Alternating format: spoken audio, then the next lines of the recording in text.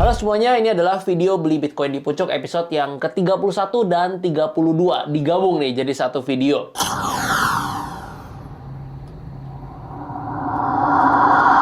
Kalau kalian tanya kenapa, karena minggu kemarin gue bener-bener nggak sempet untuk buat videonya. Jadi 10 hari lalu gue masih di luar negeri, dan pas gue balik ke rumah, itu kerjaan udah menumpuk, habis itu ada banyak meeting, sebagai macamnya. Dan akhirnya gue baru sempet shoot video ini di hari Senin, tanggal 14. Dan ini juga agak lucu nih sebenarnya. Gue itu udah shoot tadi sore ya, sekitar jam 4. Pas dicek, ternyata videonya ngeblur guys. Kayak salah setup kameranya, jadi dia fokusnya itu ke sebelah sini nih. Semoga yang ini nggak lagi ya. Ini harusnya sih nggak nih, coba gue cek dulu. Aman sih ini harusnya. Jadi dia fokusnya ke belakang, jadi muka gue blur semua, nggak mungkin gue post videonya, dan akhirnya gue shoot ulang nih sekarang. Jadi untuk video update portonya dan juga video beli Bitcoin hari ini udah pre-recorded ya. Nanti kalian bisa lihat di belakang itu gue beli jam 4 sore tadi. By the way, hari ini gila banget guys, Bitcoin naik kenceng banget. Perasaan kemarin-kemarin baru aja turun ke 59 dan akhirnya di 62, sekarang udah nyentuh 66. Nah jadi per video ini dibuat nih tanggal 14 jam 10 malam, Bitcoin ada di level 66.000. Cepat banget ya, nggak berasa. By the way, sebelum kita update untuk porto nabung rutin kita dan juga kita belanja hari ini, ya sebenarnya kita udah belanja sih, tapi tadi sore. Ada beberapa hal yang pengen gue bahas, khususnya untuk kondisi Bitcoin saat ini. Seperti yang kita tahu, 150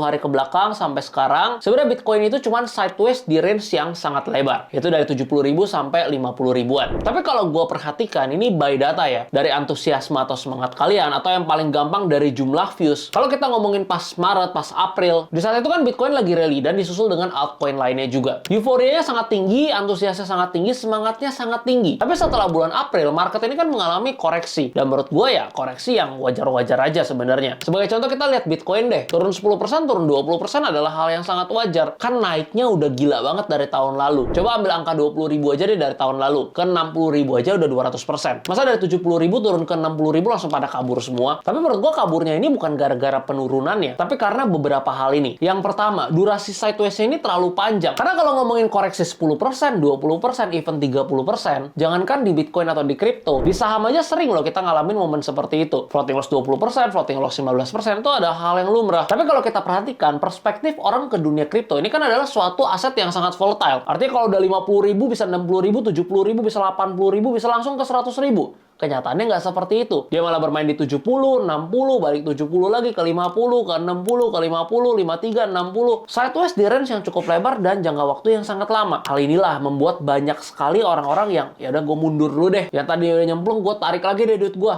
Yang tadi udah beli Bitcoin, udah gue cabut lagi deh. Karena nggak tahan nunggunya. Karena berasa nggak ada kenaikan. Apalagi yang cuma invest doang, nggak trading. Kok udah 6 bulan nggak ada hasil ya? Malah rugi lagi floating loss karena belinya di pucuk misalkan. Nah, menurut gue ini yang sayang banget. Karena dalam aset apapun, kalau kita ngomongin investment ya, seharusnya ketika harga cenderung koreksi atau sideways, itu adalah momen kita untuk bisa akumulasi. Dengan satu catatan, kalau kita belinya dengan conviction, kita ngerti aset kelas tersebut. Artinya kalau harganya turun, kita lagi dikasih diskon. Kurang lebih seperti itu. Tapi kalau kita nggak ngerti, kita nggak paham sama aset kelas tersebut, harganya lagi turun ya, pasti kita panik, pasti kita bosan. Udah deh, gue jual aja deh, gue pindahin ke aset lain. Itu hal yang sering terjadi. Makanya gue pengen sampaikan ke kalian, kalau kalian masih nonton video ini, coba deh belinya jangan cuma karena ikut-ikutan orang lain. Jangan cuma karena FOMO atau greedy, tapi beli dengan conviction. Yang kedua, banyak yang nyerah, banyak yang keluar dari market menurut gue karena nggak dibekali pengetahuan, habis itu asal tembak, asal taruh duit mereka. Contoh, asal beli altcoin, kena drawdown 80%. Asal beli meme coin, ikut-ikutan teman mereka, kena rug pull. Di sini gue nggak salahin meme coin ini loh ya. Banyak orang yang bisa make money dari meme coin. Dari trading atau flipping meme coin bisa dapat ratusan persen hingga ribuan persen. Banyak yang bisa, tapi itu adalah orang yang dibekali pengetahuan. Kalau nggak dibekali pengetahuan, langsung masuk kena rug pull. Beli altcoin ini kena rug pull karena nggak ngerti isinya apa. Masuklah ke trading derivatif, pakai leverage, kena margin call. Akhirnya ketika duitnya udah tergerus banyak, equity udah tergerus banyak, udah deh gue kapok deh, gue nggak mau sentuh lagi. Udah deh, lebih baik gue keluar aja semuanya. Mungkin ini nggak cocok nih untuk gue nih. Oh, ini crypto kinda scam nih. Hal-hal seperti inilah yang akhirnya membuat orang menyerah, keluar dari market. Padahal anggap deh, misalkan kalian beli di pucuk di 70.000. Pas Bitcoin turun ke 63.000 pun, itu floating loss baru 10%. Tapi beda cerita kalau kalian trading asal-asalan di meme, trading asal-asalan di altcoin, habis itu kena minus 90%, 80%, apalagi ada yang kena rug pull, portofolio pasti jadi hancur. Makanya gue selalu bilang, untuk kalian yang mau terjun ke kripto, kalau nggak mau pusing dan nggak ngerti sama sekali, invest aja secara berkala di Bitcoin. Bitcoin ini ibarat kalau di saham ini blue chipnya nih, BCA-nya nih, Apple-nya nih. Tapi kalau kalian mau pelajarin, kalian mau ikutin marketnya, kalian mau diversified, kalian mau trading di altcoin, ya silakan. Tapi harus dibekali pengetahuan. Jadi ingat ya, khususnya buat kalian yang baru masuk nih ke market kripto, fokus upgrade ilmunya dulu, upgrade skillnya dulu. Kalau udah ngerti, baru coba yang lain lah.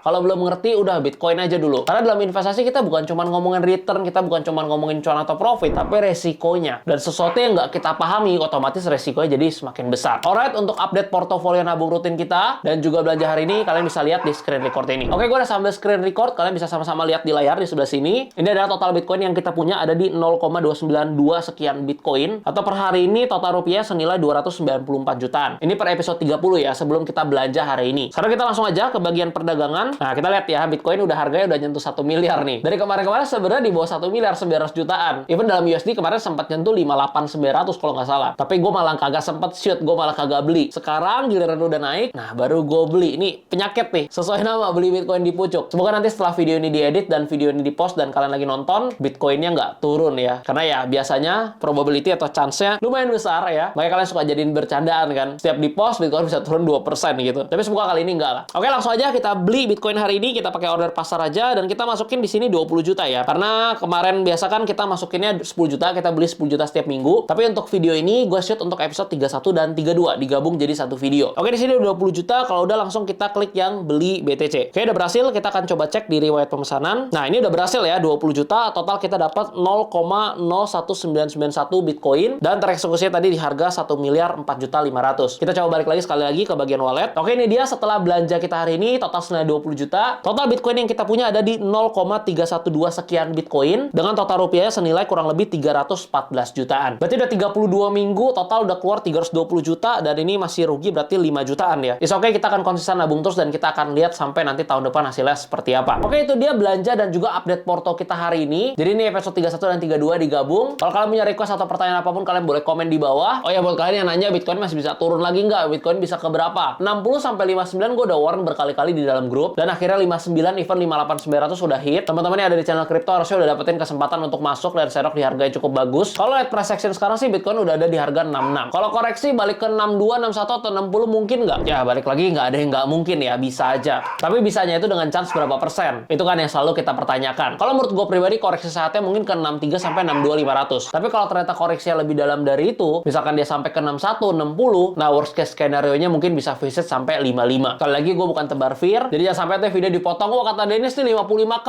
tau nggak 55k langsung terbang ke 88k. Sekali lagi itu adalah worst case skenario. Jadi chance-nya kecil juga untuk kesana dan gue juga nggak berharap kesana. Tapi kalau emang ternyata nyentuh ke 55, at least kita udah prepare for the worst. Kurang lebih seperti itu.